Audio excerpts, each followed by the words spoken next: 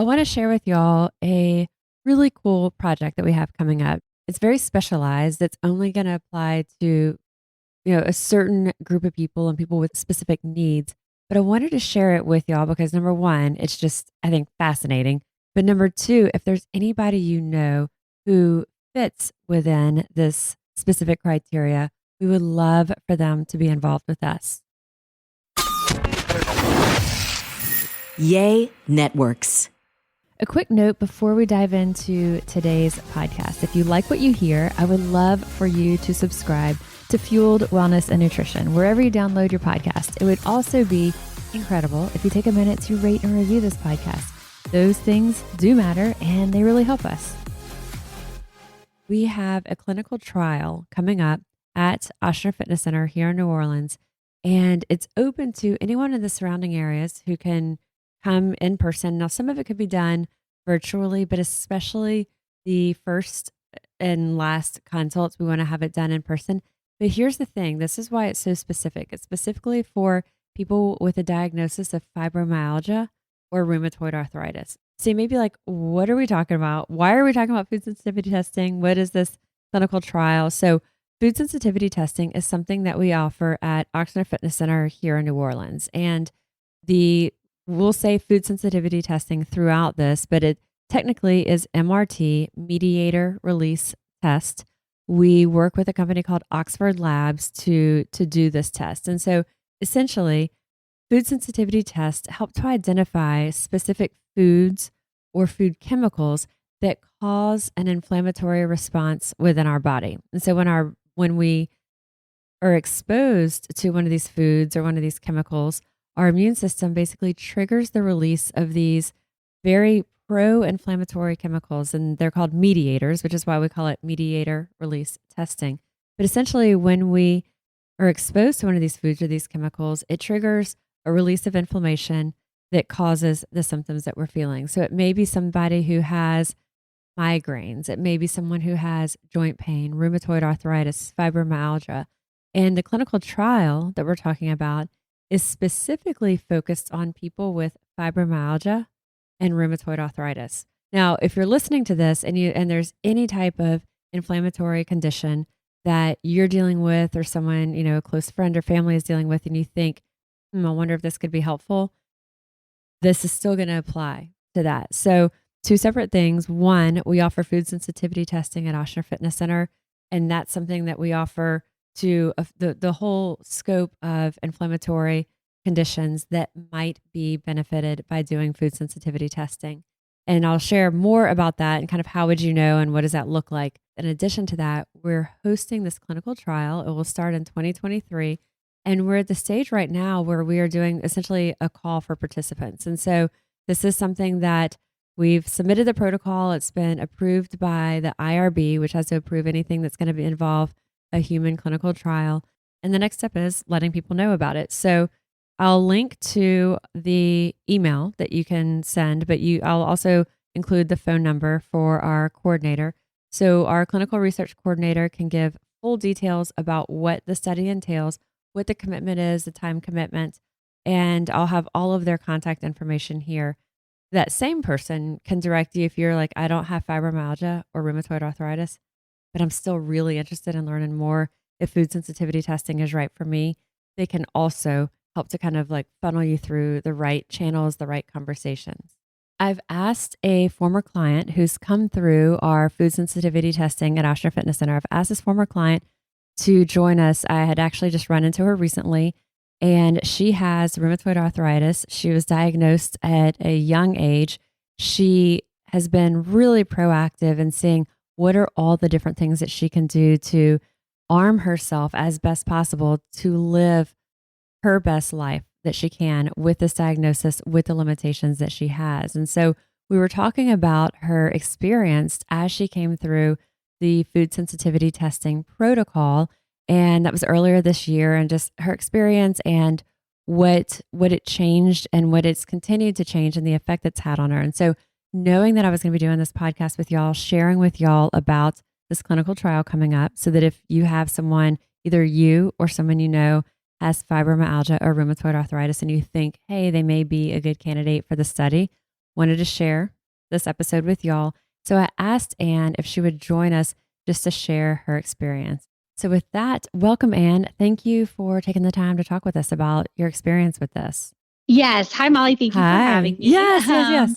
Yeah, I think, I was diagnosed with rheumatoid arthritis kind of right after college. And that was kind of my main diagnosis for probably about like 8 years. And then, things obviously autoimmune inflammation, things kind of morph. But kind of my working diagnosis has always been kind of rheumatoid arthritis initially. So you were young, like you were really young to get this diagnosis. Yeah, I was in my probably like mid 20s. I probably had it in college, but just, didn't really know and didn't really know what to look for. And then, when all of a sudden you can't open your hands in the morning and it's hard to wake up and walk around until you get like really moving and taking kind of ibuprofen medication, you kind of start realizing, hey, this isn't normal. I need to kind of figure out what's going on. Did you? I had thought about this and I thought of you whenever I learned this, and it just popped in Mhm. my head as you were speaking because I think just knowing you and seeing you, someone would have no idea that you had Oh, this. exactly. The way your appearance, your level of positivity, like someone would just really be stunned. And I think that that's something it says a lot to you that you had this diagnosis, you go through med school, you continue to do all the things that you're striving to do. hmm Um, did you see recently that Danielle Collins, the tennis player, was diagnosed with rheumatoid arthritis? No, I didn't. Oh, Yeah. there's a tennis player I know, Caroline Wozniacki, I think was recently Yeah. diagnosed also a couple of years ago, which was interesting. My parents kept being Yeah. like, what is she on? Like Right, right, right. and she's very involved in the arthritis community now, Yeah. as well, and looking at like autoimmune, Yeah. diet modifications and stuff. Take a look at Danielle Collins, and then I would say Okay. anybody else listening too, because Anne, who y'all are hearing, and then also these athletes are people that are doing like you did of like, let me find everything that I can do and research everything possible.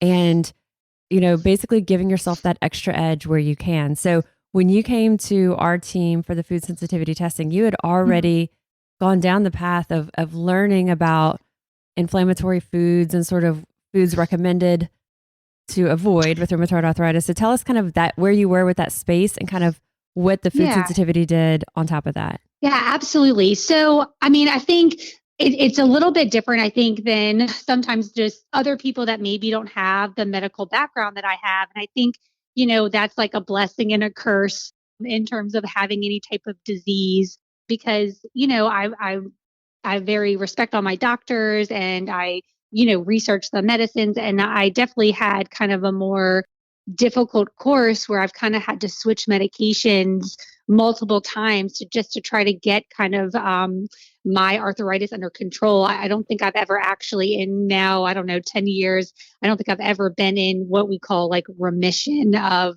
I'm pain free, which was, I think, very challenging and a little bit frustrating just, learning about these medicines and in their harsh medicines and they weaken your immune system. And so I felt like I was trying to do everything I can from a medical perspective of I'm doing the recommendations. I'm taking my meds religiously and, trying to, you know, do be on as top of it as I can. And then it really wasn't until like talking to other people and, friends of mine that kind of were like, hey, have you really looked any like diet modifications or even just kind of like alternative therapies?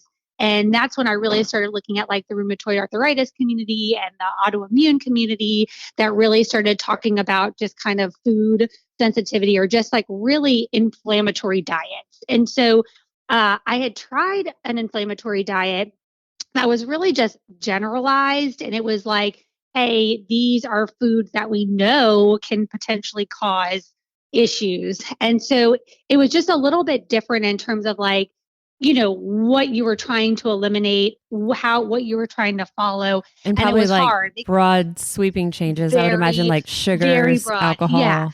sugars, like all whatever nightshades. And I was like, Yeah. what the heck is nightshade? Right. Tell our listeners what a nightshade is, because if somebody does have rheumatoid arthritis, that is kind of a good yeah, indicator too. exactly. So nightshade was like literally everything I ate, like eggplant, peppers, like just general Tomatoes. stuff, tomatoes, exactly. So things that normally I would be like, yeah, this is healthy, this is Right. good. Like these are vegetables. And, I was learning these things that just, I felt like it was not that it was hard to follow, but it was just kind of like a generalized Right. way to try to help. And I wouldn't say that it wasn't helpful. I definitely was, before Right. I joined y'all's program, had some improvement Right. with it. It was just really hard to like stick with it in terms of like, okay, I did this, whatever plan. Now it's time to introduce. I felt like it was harder to really try to make it a lifestyle Yeah. change, I guess. Yeah. For me, like in terms of like individualizing it for me. So, And that is uh, just such a challenge too. But I think before we get into even the food sensitivity, if you're just hearing it like, and we're talking inflammation, we're talking food sensitivity specifically. We're talking about the clinical trial that we're about to do with rheumatoid arthritis and fibromyalgia specifically.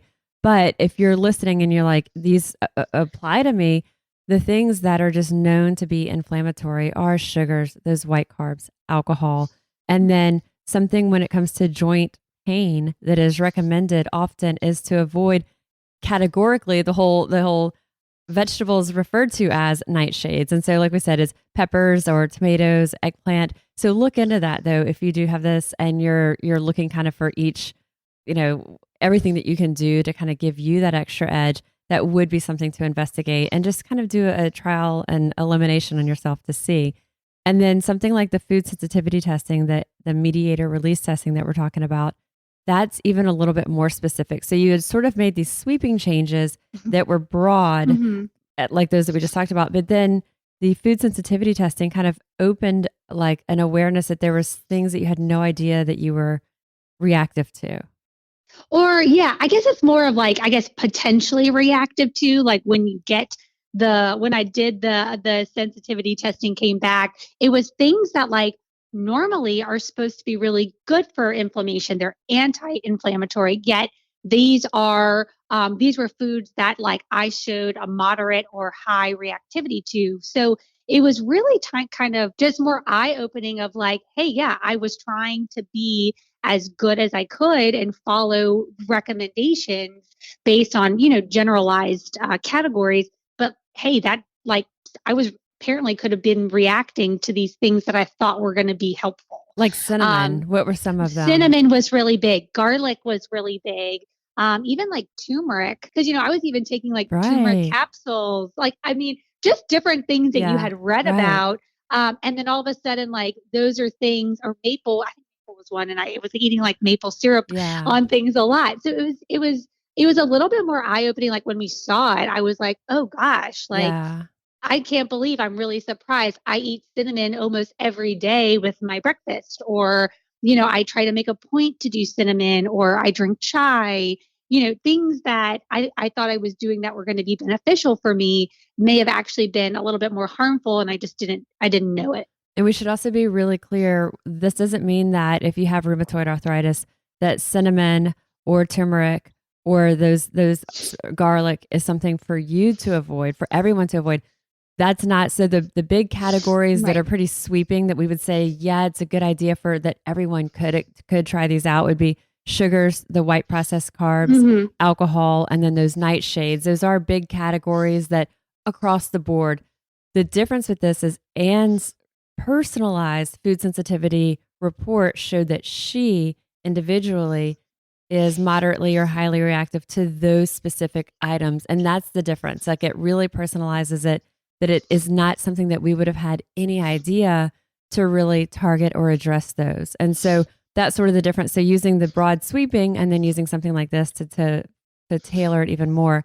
So it's a challenging plan. And we've already talked, we're talking about that some on this podcast and just sharing with our listeners. But for you, it was challenging. And then you had times that like, okay, tell about the difference you felt with symptoms when you pulled those. And then if you've added those back in. Yeah. I mean, it's very, I will say this, it's a very slow program in terms of like, making sure that, you eliminate everything so that you can really get a good idea of, hey, is this am I going to react to this? And so, I will say it was interesting because, there are some things that I was maybe not really reactive to that when I introduced it, hey, my hand swelled. And so then I knew like, okay, this isn't for me. And so that was kind of a little bit eye opening. And then, yeah, like, so there are certain things that were, I was, for me, moderately reactive to, like garlic, that I was like, okay, let's try. I got to the point where I was ready to introduce kind of those more moderate foods to see that I would eat it or like a very small amount. And all of a sudden, like 30 minutes later, my wrist would hurt and where I wouldn't have any wrist pain before, or like I would have swelling. And it was just really like you could tell. And then I would be like, nope, okay, I can't eat that. Or, like I'm going to have to try again later, Right. and kind of go from there. So it really was interesting and kind of like, I'm not going to lie, was almost a little bit skeptical of like, Right. I okay, know. is this really going to work? Because food sensitivity, there's so much just out there and it's still kind of a little bit of an unknown. Right. And there's so many different companies I know that are doing it that, people, in order to like really like, I feel like that was really the most interesting for me, even just being like a scientist being like, okay, wait a minute, like I am seeing a difference when I eat something that I shouldn't.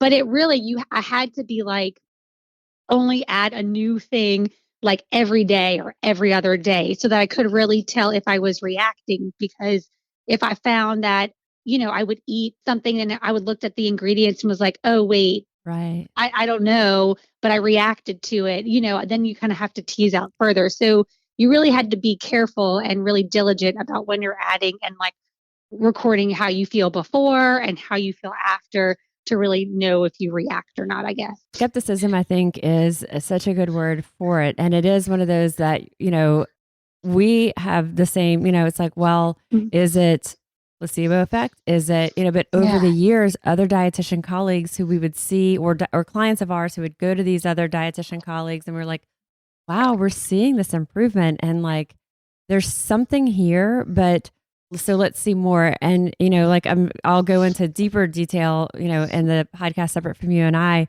in this episode, but the food sensitivity test, that's exactly like the reason Anne is saying that is exactly why we're doing this clinical trial. Because when you look at specifically with fibromyalgia or rheumatoid arthritis, to have a deeper level of data is really important. And Anne, I don't think I told you when we were catching up on this, the approach that we're doing is double blind and placebo controlled. And so we're having 30 people come through and 15 will have the true arm, the true results. And then 15 will receive altered results. And but the dietitian won't know and the participant won't know which one they're on. Now, those who received the altered results after the study and after their completion of, the 6 weeks of going through this and tracking their symptoms and such on that, those who were on the altered arm will receive their true results and counseling based on their true results. So so because for that reason, we were like, okay, you're cleaning up your diet a lot anyway, no matter what version it is. And then how much is it that you're paying more attention to what you're eating, or that you have that focus of the dietitian working with you? There's so much more that could go into it that could explain why someone's feeling better. So in order to like tease that out, we have 30 people that'll be coming through, 15 on a true arm, 15 on the altered results arm. And then, and then I even won't know who's on which. Only our research coordinator will be, because I didn't want to have a poker face if one of our dietitians was talking to me about a client. I was like, oh, I don't want to have to I want to just be able to be in it with them and not have to, really like to know and like not be like guiding them a certain way, exactly. Unintentionally or not. So that's sort of the approach of it for all those reasons that you said. So I think it's going to be really fascinating to see the results of this. I can't wait to share it with you. I know. I'm excited about it too. Well, thank you for sharing this. I think just hearing, hearing the difference and also realizing, like we said, it's not for the faint of heart. It's not just for someone who's curious. It's, like you hear that Anne's background and what she also has gone through. And it's one more level of exploration and seeing Mhm. what extra benefit can you give to help give you that little added step forward and feeling better too. Yeah, I really stress that it's definitely not for the faint of heart, because you really need to be committed. And I think I just had really good motivation in terms of how I had been feeling and, my family support, because it is, you really no drinking, and, really the basic gluten free and dairy and all the stuff that I'd kind of been doing anyway, but really being dedicated and no cheats and really sticking with it every day. I think that is why I was able to see such a really good Yeah. reaction, with Yeah. that. Cause So it's you can't go out. It's hard. It's hard to go out to eat. But I really was committed to wanting to feel better and really giving this a shot.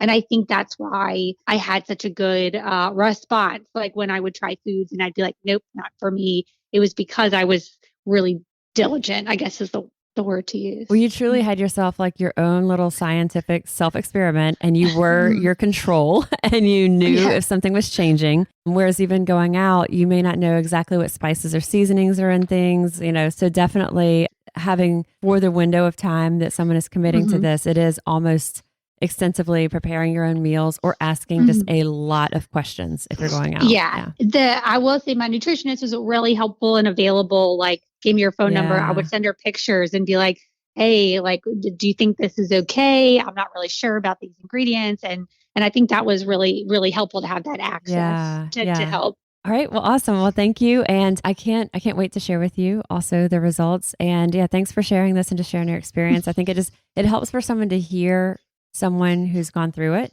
and kind of hear that Mhm. perspective. Oh, absolutely. I'm happy to share and talk about it. Let's take a minute to share about Caraway Home, partner for this week's episode. Caraway Home's non-toxic kitchenware collections make cooking and baking a piece of cake. With chemical-free ceramic coating, all Caraway sets come with easy access storage solutions so that no stacking is required. We love our cookware. The pans heat up so quickly, they cook evenly, they're incredibly easy to clean. They're also available in a variety of colors, and even the color palette is elevated compared to traditional kitchenware. And this only happens once a year. Caraway's Cyber Season event is almost here. Save up to 20% on all Caraway products, including their internet famous non toxic cookware set, also Caraway's food storage, tea kettle, and mini cookware. Visit carawayhome.com to take advantage of their Cyber Season event and score up to 20% off your next purchase of non toxic kitchenware. This deal won't last long, so visit carawayhome.com to shop your favorite colors and products for up to 20% off this holiday season. Caraway, non toxic cookware made modern. So let's talk about food sensitivity testing, just kind of in general, just to kind of, wrap our heads around what it is. As I mentioned, I did another podcast that takes even a deeper dive than what we're about to cover right here. But I still want to kind of give y'all just a general summary. It's something that our dietitians have been offering, and it's been really rewarding to see the improvement that this has in certain specific conditions. And so it's not something that we would recommend if someone is just curious. As we talk about it, you'll hear it's a very, very specific and very complex approach to it. And so it's something that when someone has, if it's just out of curiosity, if it was just to like, for vanity purposes or something, we would say it's probably not the best fit. And we say that because it is, especially in the beginning, incredibly limited, incredibly specific. There's a lot of guidance needed. So again, if someone is just curious about it or, wants to lose a few pounds or has other kind of reasons like that they would be coming to us for food sensitivity testing, we would discourage that. Instead, this is going to be more of the fit for someone who has something, again, inflammation based, rooted in inflammation, and nothing else is working. And, we keep hitting different walls. Also, very specifically, that food allergies have been ruled out, that, other providers have been consulted with, that, we've neurology, allergy, all of these others have been explored, and the client is still not able to experience improvement, then something like food sensitivity testing might be something to consider. So, like we were saying, the food sensitivity tests are identifying these foods or food chemicals that cause that inflammatory response in our bodies. And so the MRT test that we use tests for about 140 foods and 30 different chemicals, food chemicals, with a blood test. And so it's a blood test that you receive the kit. So you would talk with our team. We do an in-depth interview to see, is this a fit? What is the reasons that you would be coming in that you're looking for that relief or that support with? And once we decide, you decide, yes, this is a good fit for you. We decide, yes, this is a good fit for coming through the program. Then you would receive a kit. You bring it to the lab. You get your blood work done. And then our team gets the report back. The report that you get has all the different foods and food chemicals and how you react to these. Are these foods highly reactive to you, meaning they would cause that inflammatory response, moderately reactive, or are you low reactive to these? And the report is very visual. And so it gives, it's almost like a visual representation of how these are in terms of low, moderate, or highly reactive. The first thought is, oh, well, if I'm doing this, then I would look at this report and I would remove those foods that I'm highly reactive to. But the approach is actually much more detailed than that, and actually kind of like almost the reverse. Because if all you did was remove from your diet those foods that you tested highly reactive to, and you just pulled those out and then went on your way, kind of eating your normal things and didn't eat those foods you were highly reactive to, there's so many other things that you could be consuming that weren't even tested for. Like we said, it's about 140 foods, another 30 chemicals. That's 170 items, which is a lot. That's like, there's so many more foods, drinks, things that ingredients that we could be consuming that maybe haven't been tested for. So when you get your results back, you would see what you're low, moderate, or highly reactive to. The approach, though, is not simply to remove those highly reactives. Instead, our dietitians work with you and we keep the focus. Specifically, let's focus on only consuming those foods, those ingredients that we are low reactive to, because those have been tried and true. We see the visual representation we see from the blood test that these specific foods and ingredients you have a low reaction to. So instead of saying, well, let's eliminate those highly reactives, it's almost the flip side, and let's focus only on those foods that are known to be very low reactive. That's where, when I said earlier that it's a very tedious approach. It's a very complex approach. It's not for just kind of the flippant, oh, I'm curious about this. I'm just interested to see if you're going to be in. I mean, it's in. It's a commitment. And so the typical, client group, patient group that comes through for this, it's people who have tried other measures. And again, we want to be very clear, food sensitivity testing is very different than food allergy testing. So anyone who comes through, part of our protocol already is we want to have you see our allergist, make sure there's nothing serious happening in that space.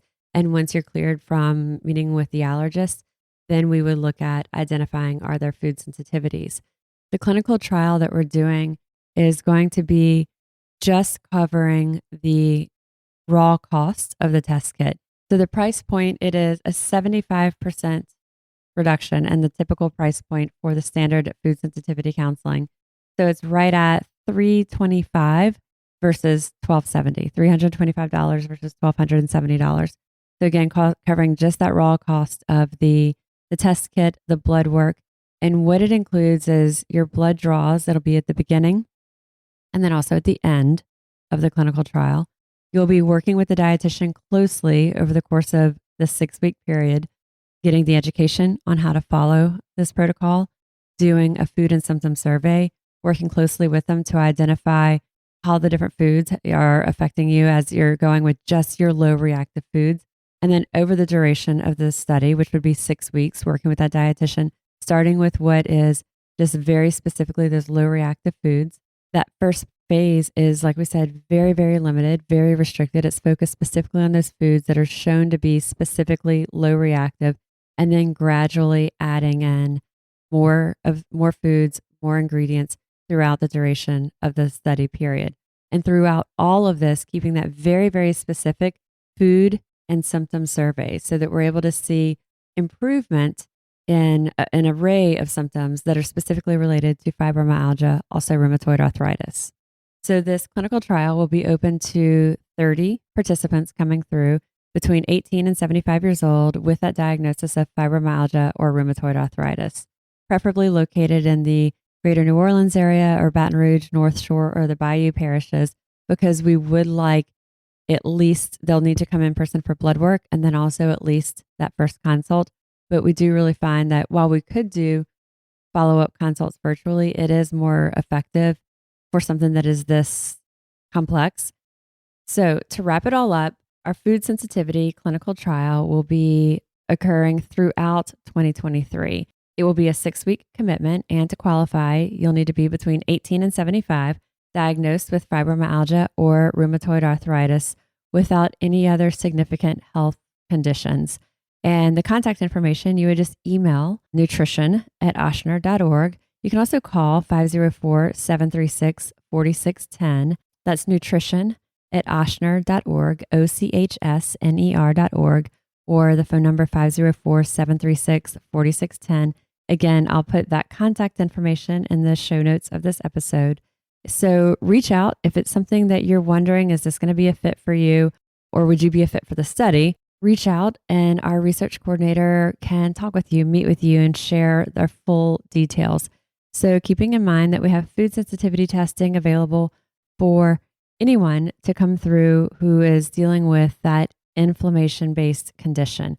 So again, migraines or GI issues or skin conditions, things like fibromyalgia, rheumatoid arthritis. It's got to be something that is a good fit for you. It's got to be something that you feel, as Anne was saying, it's not for the faint of heart. It's something that really takes that true commitment. So our team will want to spend a good bit of time, explaining and making sure that you're comfortable with it, that you would understand kind of the level of that commitment. And then also for someone specifically who's interested in this study, between 18 and 75 years old, diagnosed with fibromyalgia or rheumatoid arthritis, you can reach out to our team at nutrition@ochsner.org, 736-4610. That's area code 504. I'll include that in the show notes. And it's a 6-week duration. It can be, it's going to be floating different time periods throughout 2023, but it would essentially be a 6-week commitment. There will be 2 blood draws, keeping that very detailed food and symptom survey, and then multiple consultations with the registered dietitian. So for us, this is a really cool thing. We've been doing nutrition consultations for more than 2 decades at Ochsner Fitness Center. We've been offering the food sensitivity testing. This is our first where we've actually worked with our IRB to put together a true protocol to study the effectiveness of this. So it's one thing that we see and we hear the benefits, like we were talking with Anne, and to have anecdotally and to see that, wow, this has got like a lot of promise here. It's another to have this true research on it. So we're excited to do it. And I hope that, if you're interested, reach out to us. We can share more information. If you got questions, we'll answer all the questions that we can. And thank you for your interest and tuning in to hear what's a very new area of emerging science. So I'm grateful for Anne for joining us to share her own experience. I'll include the links and the contacts that we talked about in the show notes of this episode. I'm registered dietitian Molly Kimball, and you've been listening to Fueled Wellness and Nutrition, the podcast. If you'd like more Fueled Wellness and Nutrition, please head over to mollykimball.com, and you can follow me, Molly Kimball RD, on Instagram, Facebook, and Twitter. If you haven't yet, please go to Apple Podcasts and subscribe, rate, and review this podcast. Join us next week for another dose of Fueled Wellness and Nutrition. Thanks for listening, and stay focused on living your strongest, healthiest life.